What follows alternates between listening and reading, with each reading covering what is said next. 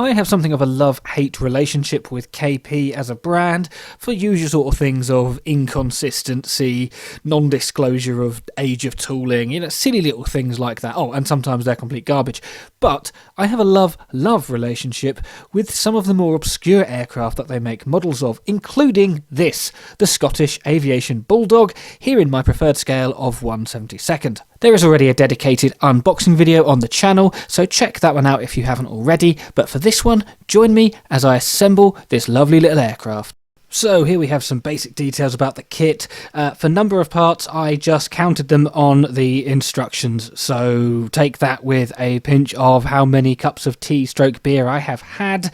And this version is not actually currently available from what I can see from Hannants, which is my preferred retailer of choice. Yeah, hate me if you want, but there are other versions for £14.20 or thereabouts, so between the sort of £14-15 mark, so I guess equivalent of a Series 2 Airfix kit, but whatever, it's limited run, you expect to pay a little bit more for an interesting subject. Anyway, on with the show. You should know the drill by now, but if not and you're new here, this will be mostly me rambling about the kit building experience rather than specifically going through every piece. However, if there is something of particular note, something which I feel was particularly difficult or worthy of a specific mention, then I will do so. However, otherwise, you may see me assembling some parts without specifically mentioning it. If you see anything that you particularly want me to comment on, just drop a little timestamp in a comment below and I'll do my best to accommodate. All parts are removed with sprue cutters as normal, filed down, trimmed up with a knife if necessary, and they are all glued using Revell's contactor cement, as that is my preferred cement of choice. Following the instructions, for most of this build, I hesitated then because I realised there was something that I didn't necessarily follow the instructions for, but I'll mention that as we go. But following the instructions, you start naturally, as most planes do, with the interior, and it is comprised of these two seats, a control column which is on the fuselage, and then a sort of central thing in between the two seats. Whilst fairly simple, I have no issues with this, although it didn't tell me what specific colour to paint it other than grey, so I used this Attacker blue line, so brush painted, ocean grey, which seemed to do the trick. Might be interesting to note that the wing piece that you see everything being glued to is a one-piece wing, as in top, bottom, port, starboard, everything is all linked, and there was mould misalignment, leaving a rather noticeable seam around the entire piece. Now this was annoying, I did sand it down, I did not show all of that in the footage because it would have been tedious, and if I showed all of the sanding that I did on this kit, it would basically be an entire hour-long video of sanding. Anyway, I've missed a bit where they included seatbelts. Yay! They are incredibly fiddly to put on. Boo! But I'd rather have seatbelts and then be a bit fiddly than them not be supplied. Ultimately, if I don't want to put them on, I don't have to. But if I wanted to put them on and they don't supply them, I'd have no choice. And also you saw there the instrument panel decal looks rather nice. Given that this is a very small aircraft, I don't know if you can necessarily tell that, my thumb is not ginormous, it is a very small plane, they've done quite well with the level of detail. It doesn't jump out as being too amazing, but certainly good enough for me. Oh, and don't forget to fit the side windows from the inside rather than the outside. Anyway, this is a tricycle undercarriaged aircraft, and as you know, I get a little bit obsessed over weight. It is a very small aircraft as well, with a rather notable tail, so I was quite concerned about whether this was going to sit on its nose or not, and the liquid gravity came out. You see there, just before the fuselage half was glued together, pour a load in. That was not done on the other side. The control panel, instrument panel, there we go, as you can see there, was acting as a kind of bridge for it, but once the fuselage halves were glued together, the aircraft could then be accessed from where the wing will go, the nose of the aircraft could be accessed from where the wing will go, and more liquid gravity was poured in there. I often use a bit of lead as well. In this case, however, I did not. I thought the liquid gravity will hopefully be enough, but I guess we'll find out when the wing is on. In a rather ham-fisted way, I did actually just pour the super glue straight in from the bottle rather than applying it with a needle or anything like that. Is it the best way of doing things? No. Did it get the job done? Yes. Was I aware of the risk? Also yes. I did end up spilling a fair bit of liquid gravity around the mat and spent a good 10-15 minutes picking these tiny balls off of my cutting mat and putting them into the nose. Also, there was a little hole where the undercarriage goes underneath the engine, which is just big enough for the balls of liquid gravity to fall out, because, it's not actually a liquid, it's just lots of solids, and it's not actually gravity, it's just shot. Anyway, distracted. The wing can be glued on. This fit was absolutely fine. I was slightly concerned by it, looking at it, but it does just about squeeze in. It's been engineered well enough that there is just enough room on the side of the fuselage with the thickness of the plastic to actually get the wing onto the fuselage without too many issues. The horizontal tail surfaces, the cover for the engine cowling, undercarriage legs and the exhaust and everything else can then just be chucked on at this stage. Anything which is not so fragile that it's going to get knocked off during painting, but could really do with being painted at the same time, basically. That's how I do things. I get it to a stage where I'm not likely to knock anything off where possible, but it's easy to paint just a quick once over, for example. The moment of truth. Will it sit on its nose? Admittedly, the wheels aren't on yet, but yes! Woo! Success! The canopy, which I have decided to throw on the desk for some reason, has raised surface frame detail, but some of it is on the outside, which is indicated by me rubbing the stick, and you see there's resistance and there's none there, and some on the inside. Essentially, the longitudinal one is on the inside, and the normal frame, the cross frame, the horizontitude. I don't know what the word is. The normal frame where the windscreen and canopy meet. Anyway, the point is, some of it's inside, some of it's outside, and the inside should be painted black from photos that I could see. Naturally, the instructions didn't tell me any of this, and the rest will be body colour. So I've sprayed the whole thing in white primer, and these are the colours that I will be using for it. They all come in the Hataka Blue Line Modern Royal Air Force Paint Set Volume 3. Basically, a load of colours for trainer, and this Hataka thinner has been used as well because Blue Line is, of course, for brush. I bought them expecting to be brush painting most things, but have since moved to an airbrush. On reflection, I would actually advise against doing this, as I've constantly had problems with the paint blocking the airbrush, but thankfully not this one. However, we are now moving to one of the reasons why KP drive me absolutely mad.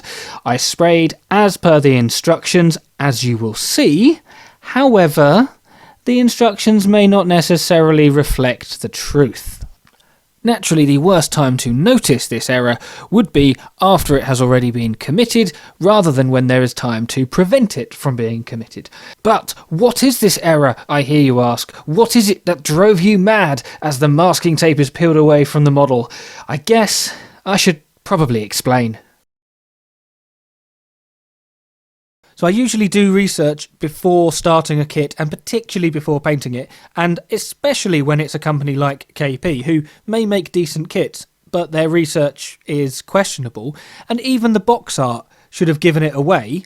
I painted the underside of the wing red because that's what it shows on the instructions. It's obviously not red. It shows here that it's grey, the grey middle section with red outer wings. And for that matter, the wheels and legs should also be grey. However, I painted them white, again, because the instructions said they were white.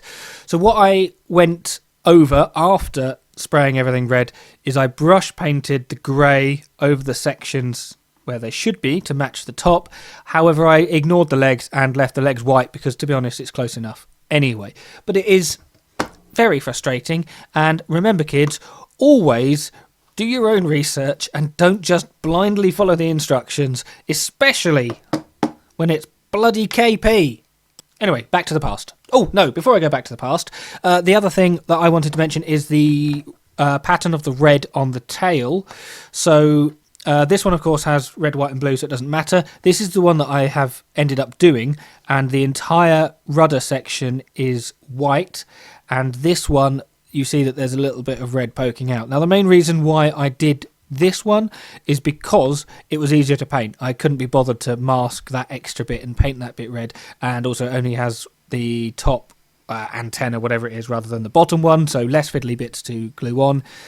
However, having looked at photos of the Bulldog, I can't find any example that has an entirely white tail. They all have the red extending along to the very tip. So I think that that is wrong as well.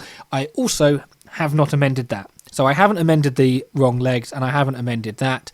It's entirely my fault for not going over the instructions with a pencil beforehand, and, well, the price I pay is now knowing that my model is wrong, probably forever. Anyway, now we go back to the past. So, Vallejo Gloss Black was painted for the anti-glare panel. Yes, I know that this should of course be matte, but don't worry, we will address that later on. This is the only Vallejo paint I use. Oh no, I'm about to spray it with gloss varnish. There we go, 70.510 gloss varnish also sprayed, and in fact matte varnish, so that was a complete lie. There are at least 3 Vallejo paints used on this model. Anyway, you can see here that I've now corrected the error with the underneath of the wing being red. This paint is, as I've said, designed to be brush painted anyway, and so the finish is not too bad. It's a pretty good finish, and with a decent brush, you don't necessarily notice that some of it is airbrushed and some of it is not. But anyway, moving on, the decals have a separate instruction for the stenciling. This is extensive. Considering this aircraft is so small, there are a lot of stencils that go on here. These are all at the bottom, and then at the top of the decal sheet is a jumbled mess of the 3 options that you get with the kit. They're fine. A couple of them were so small that they sort of just disappeared, and I couldn't be bothered to fish them out, so there's one on each wing that I missed. A couple of them, like these walkways, are a little bit oversized, and so they don't quite fit right, and the placement instructions are typical KP, as in a guideline at best. But hey, the end result, I think, was rather good, and that generally sums up the entirety of this experience. It's an okay kit. The parts are fine. It's quite well engineered, I think. Probably, yeah, I'll go with it. I'll give it benefit of the doubt. But it lacks the finesse of other manufacturers. Putting in a little bit more work to get this result is absolutely fine, but putting in no effort on a brand new Tamiya or Edward kit, or Airfix for that matter, putting in that extra effort on there, and you get an amazing kit, whereas putting in the extra effort here, you get an okay kit. Speaking of a bit of extra effort, here is the propeller blade, which is beautifully stripy, so it's white and black down the hub. Is it hub? It's a spinner. Whatever it is. The bit at the front. There's a hub, I suppose, is the correct word, and spinner would be the colloquialism, wouldn't it? Anyway, painted black on the back and black and white stripy on the front, just done with a paintbrush. And that pretty much brings it to a close. So let's look at the final product. This is a 2022 tooling, so I am led to believe, yet I have made KP kits that are better than this and older. I'm not entirely sure how they go about designing them. Perhaps they just threw this one together in a lunch break and the others take more time, but maybe it's a bit harsh. It's all right. It makes a decent model. Generally speaking, the parts fit. The landing light on the starboard wing, which I deliberately didn't mention, just simply doesn't fit, and I haven't worked out what to do with it yet. It's kind of glued in and just sticks out a bit. The propeller blade is hilariously overscaled to the extent that should I portray it at, shall we say, 12 and 6, so vertically, it would lift the nose wheel slightly off the ground. So it's at this angle to try and conceal the fact that it is too big. The instructions, well, we've already mentioned the instructions. They're vague, typical KP, and the colour instructions are, of course, total garbage as well. So would I recommend this kit? Well, actually, yes, because it's a model of a Scottish Aviation Bulldog, which is a lovely aircraft. The interior looks quite nice, and even though I have repeatedly moaned about it, I actually kind of mostly had an enjoyable time. It did take a few months to build as I lost motivation with it and got distracted by things that were more easy to put together, but the end result is I have a very appealing, eye-catching looking Bulldog sitting on the shelf in front of me. So yes, you know what? I would. So I guess all that remains is to give this one a rating, and I give the 1/72nd scale Scottish Aviation Bulldog by Kovazovity Prostyov a... They may take our lives, but they'll never take our freedom! Out of 10. Thank you very much for watching. You can become a channel member if you would like to support the channel in a direct way, but if not, don't forget to like, subscribe, hit the notification bell if you're that way inclined. There will be more build videos, there will be more unboxings, and maybe there'll be something in between, whatever that may be. Either way, very much appreciate you getting this far through the video. Maybe you could watch another one, and I'll hopefully see you again another time.